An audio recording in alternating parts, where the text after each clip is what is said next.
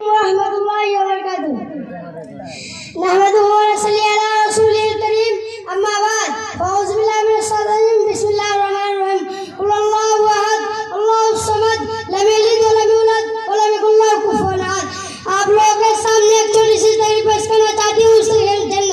جنت ہم وقت کا نام مانیں گے، نور سے رہیں گے، پڑھیں لکھیں نیک بنیں گے، اچھے اچھے کام کریں گے، اما باپ دعا دیں گے، انہوں صلی اللہ تعالیٰ بھی خوش ہوگا، دل میں سے دکھا ہمارے کے بعد جنت دکھا یا تو اونچے اونچے محل ہوں گے، وہ محل خوش ہوں گے، جنہوں باغ ہوں گے، باغوں میں اچھے اچھے پھل ہوں گے، امرود ہوں گے، آم ہوں گے، انار ہوں گے، کیلے ہوں گے، انگور ہوں گے، جو چیزیں وہ چیز ملیں گے، پھر مزے سے کھائیں گے، چین کریں گے، یا اللہ ہم کو نیک بنا، دل میں سے دکھا اور ہمارے کے بعد جنت دکھا۔ السلام علیکم ورحمۃ اللہ وبرکاتہ۔